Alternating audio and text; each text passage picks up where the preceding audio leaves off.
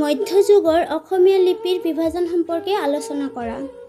এই ভিডিঅ'বোৰৰ পৰা যদি আপোনালোকে অলপো উপকৃত হৈছে বুলি ভাবে তেন্তে মোক ছাপোৰ্ট কৰিব আৰু মোৰ চেনেলটো ছাবস্ক্ৰাইব কৰিব। মধ্যযুগৰ অসমীয়া লিপিৰ সময়সীমা হ'ল একাদশ শতিকাৰ পিছৰ পৰা ঊনবিংশ শতিকাৰ মাজভাগলৈকে। মধ্যযুগত অসমীয়া লিপিক তিনিটা ভাগত ভাগ কৰা হৈছে। সেয়া হ'ল বামুণীয়া লিপি, কাইথিলি লিপি আৰু গড়গয়া লিপি। এই লিপিবোৰৰ বিষয়ে আমি বিশ্লেষণ কৰিম।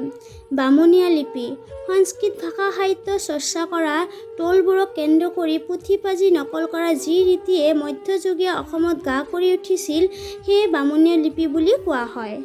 বামুণীয়া লিপি ব্ৰাহ্মণসকলে লিখিছিল দেৱ দেৱীৰ পূজা মন্ত্ৰ আদি বিষয়ত। বামুণীয়া লিপিটো গোটেই ভাৰতবৰ্ষত আছিল। বামুণীয়া এটি জাতিগত নাম। সমগ্ৰ উত্তৰ ভাৰতত প্ৰচলিত স্মৃতি, দৰ্শন, সাহিত্য, ব্যাকৰণ আদি গ্ৰন্থ নকল কৰোঁতে মূল পুথি দেৱনাগৰী হৰফে অসমীয়া ব্ৰাহ্মণ লিপিকাৰসকলে প্ৰভাৱান্বিত কৰাৰ ফলত তেওঁলোকে নকল কৰা পুথিও নাগৰীৰ প্ৰভাৱ পতিত হোৱাৰ সম্ভাৱনা দেখা যায়। অসমত চৰকাৰৰ বুৰঞ্জী আৰু পুৰাতত্ত্ব বিভাগত সংৰক্ষিত শ্ৰীধৰ স্বামীস্কৃত শ্ৰীমদ ভাগৱত গীতাৰ উদ্বোধনী টীকা বামুণীয়া লিপিৰ নিদৰ্শন। কাইথিলি লিপি। কাইথিলি লিপি নামনি অসমক কেন্দ্ৰ কৰি লিখা হৈছিল। কাইথিলি আখৰ সাধাৰণতে কায়স্থসকলে হিচাপ পত্ৰ আৰু অন্যান্য বৈষয়িক গ্ৰন্থ লিখোঁতে ব্যৱহাৰ কৰিছিল। শ্ৰেণীৰ লিপিভংগীক লাহকৰী নামেও জনা যায়।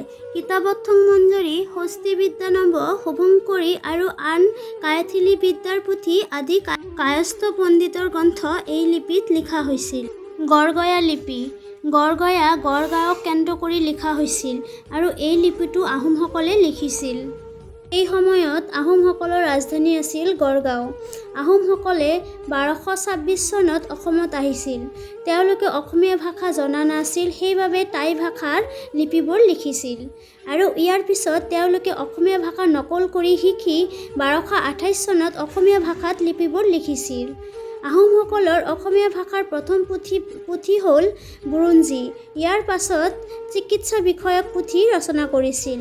চিকিৎসা বিষয়ক পুথি যেনে হাতীৰ চিকিৎসা আৰু ঘোঁৰা চিকিৎসা আদি। হাতী চিকিৎসা পুথিখন হ'ল ষষ্ঠী বিদ্যানম্ব।